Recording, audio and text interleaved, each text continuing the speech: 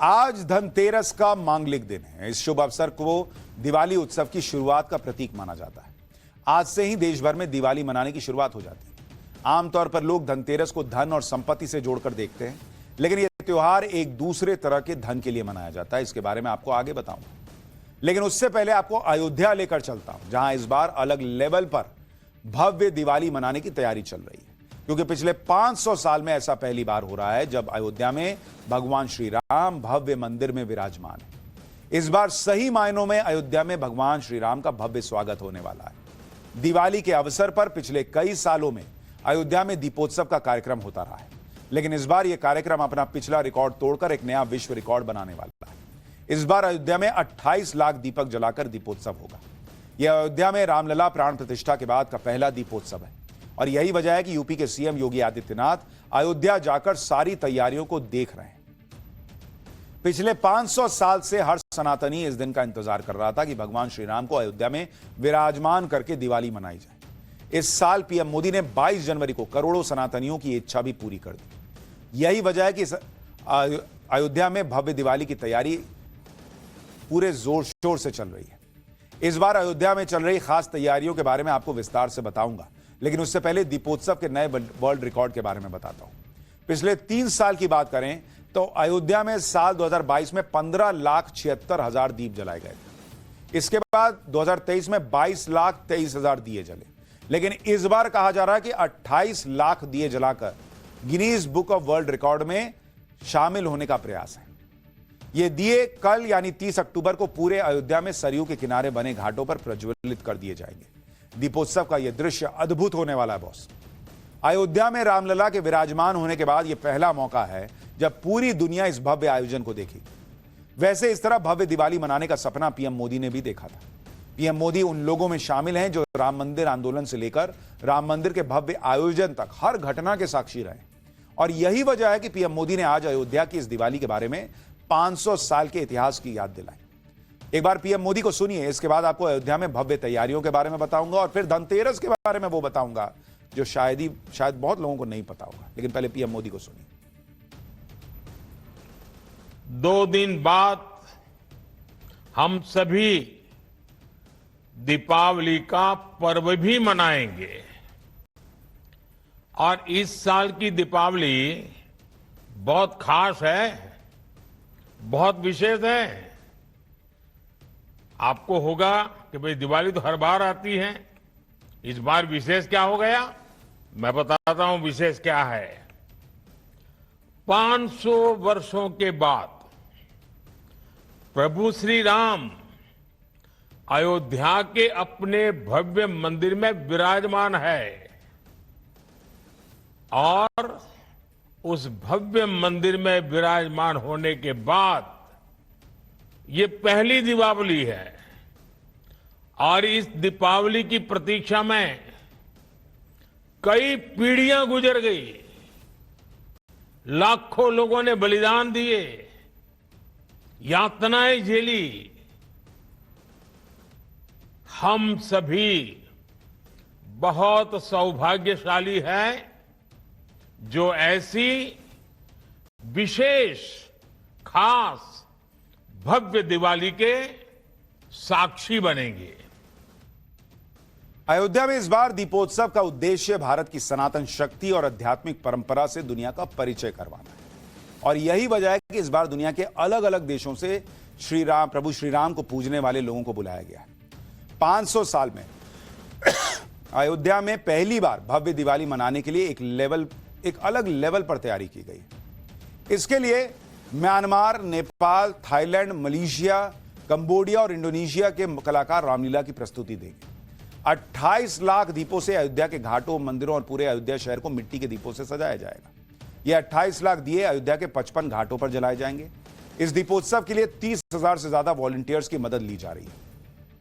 इसके साथ ही पूरे अयोध्या में गाय के घी से तैयार 1.5 लाख गौ दीप जलाए जाएंगे। दीपोत्सव को भव्य बनाने के लिए लेजर और साउंड शो का भी आयोजन होगा। इसमें श्री राम के जीवन यात्रा के अलग अलग पहलुओं को दिखाया जाएगा। इसके अलावा अयोध्या में एक खास तरह का फ्लेम शो भी दिखाया जाएगा। इसके लिए अमेरिकी फायर 1 मशीन मंगवाई गई है।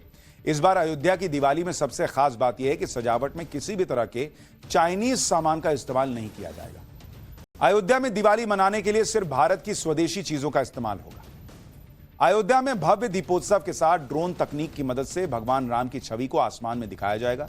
यानी एक तरफ सरयू के घाट लाखों दियों से जगमगा रहे होंगे, दूसरी तरफ ड्रोन से भगवान राम प्रकट होंगे। सबसे खास बात यह है कि शो के लिए सिर्फ मेक इन इंडिया ड्रोन्स का इस्तेमाल होगा। यह कार्यक्रम कल यानी 30 अक्टूबर को होगा, लेकिन इसकी तैयारियों का वीडियो आज ही आ गया है। इसमें दीपोत्सव के दौरान ही राम की पैड़ी पर भव्य एरियल ड्रोन शो होगा, जिसमें मेड इन इंडिया के ड्रोन्स 15 मिनट तक लोगों को राम कथा के अलग अलग पात्रों और प्रसंगों के बारे में दिखाएंगे, जिसकी तस्वीर आप देख रहे हैं।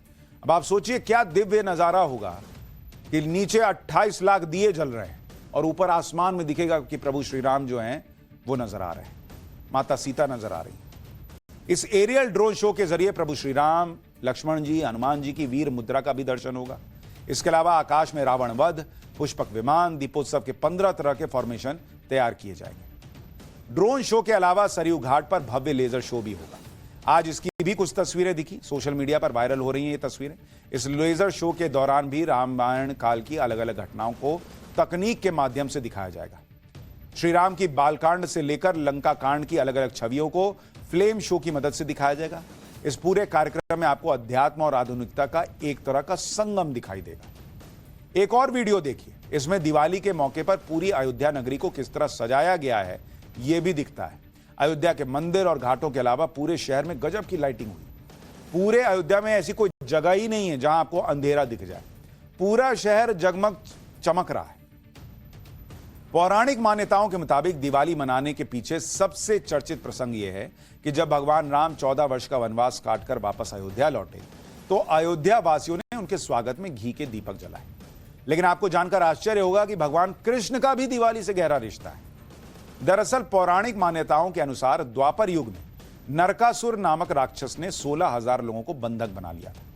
दीपावली के एक दिन पहले श्री कृष्ण जी ने सत्यभामा की मदद से नरकासुर राक्षस का वध किया। लोगों की रक्षा के लिए धरती माता ने सत्यभामा के रूप में जन्म लिया और भगवान श्री कृष्ण से विवाह किया। राक्षस नरकासुर का वध नरक चतुर्दशी के वध को नरक चतुर्दशी कहा जाता है। इसी खुशी में अगले दिन अमावस्या को गोकुल वासियों ने दीप जलाकर खुशियां मनाई थी। आज आपको धनतेरस के अवसर पर उस राज के बारे में भी जानना चाहिए जिसके बारे में बहुत कम लोगों को पता है। आमतौर पर लोग धनतेरस को धन और संपत्ति से जोड़कर ही देखते हैं, लेकिन भारतीय संस्कृति में स्वास्थ्य का स्थान धन से भी ऊपर माना जाता है। भाई आपका हेल्थ ही तो असली धन है। कितना कमा लीजिए और स्वास्थ्य ठीक नहीं है फिर क्या कीजिएगा। आज भी भारत में यह कहावत प्रचलित है कि पहला सुख निरोगी काया। यही कारण है धनतेरस पर भगवान धन्वंतरी प्रकट हुए थे। शास्त्रों के अनुसार समुद्र मंथन के दौरान कार्तिक कृष्ण त्रयोदशी के दिन भगवान धन्वंतरी प्रकट हुए। उनके हाथों में अमृत कलश था जो स्वास्थ्य का प्रतीक माना जाता है। अमृत कलश के साथ प्रकट होने के कारण ही देवताओं ने उनसे अमृत प्राप्त करके अमरत्व की प्राप्ति की। मान्यता है कि भगवान धन्वंतरी विष्णु के अंशावतार हैं। संसार में चिकित्सा विज्ञान के विस्तार और प्रसार के लिए ही भगवान विष्णु ने धन्वंतरी का अवतार लिया था। भगवान धन्वंतरी को आयुर्वेद का जनक माना जाता है और वह स्वास्थ्य, आरोग्य और चिकित्सा के देवता है। भगवान धन्वंतरी ने आयुर्वेद में त्रिदोष सिद्धांत बताया था, जिसमें वात, पित्त और कफ 3 दोष माने गए। आज आपको कुछ श्लोकों की मदद से भगवान धन्वंतरी की महिमा के बारे में बताता हूं। धन्वंतरिस्ततो देवो वपुष्मानुद तिष्ठत श्वेतम कमंडलुम बिभद्र मृतम यत्र तिष्ठति। अर्थात समुद्र मंथन में दिव्य शरीरधारी धन्वंतरी देव प्रकट हुए। वे अपने हाथ में श्वेत कलश लिए हुए थे जिसमें अमृत भरा हुआ था। यह लिखा हुआ है। इसी तरह ओम नमो भगवते महासुदर्शनाय वासुदेवाय धन्वंतराय अमृत कलश हस्ताय सर्व भय विनाशाय सर्व रोग निवारणाय। इसका मतलब है कि परम भगवान को, जिन्हें सुदर्शन वासुदेव धन्वंतरी कहते हैं, जो अमृत कलश लिए हैं, सर्व भय नाशक, सर्व रोग नाशक, तीनों लोगों के स्वामी और उनका निर्वाह करने वाले हैं। उन विष्णु स्वरूप धन्वंतरी को सादर नमन है। अब आपको भगवान धन्वंतरी के उस मंदिर के बारे में भी बताता हूं जो साल में एक बार खुलता है। वाराणसी में भगवान धन्वंतरी का मंदिर है। और यह मंदिर साल में केवल एक बार आज धनतेरस के दिन ही खुलता है। इस मंदिर में भगवान धन्वंतरी की अष्ट धातु से बनी करीब 50 किलो की मूर्ति है। ऐसा बताया जाता है कि यह मूर्ति करीब 326 साल पुरानी है। करीब 2.5 फुट ऊंची इस मूर्ति में भगवान धन्वंतरी के एक हाथ में अमृत कलश, दूसरे में शंख, तीसरे में चक्र और चौथे हाथ में जोंक है।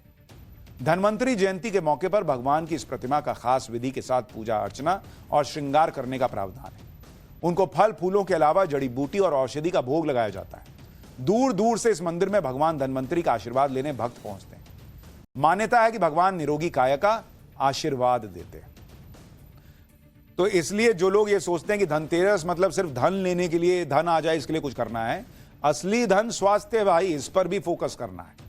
और इस वक्त एक बड़ी खबर आ रही है। धनतेरस के मौके पर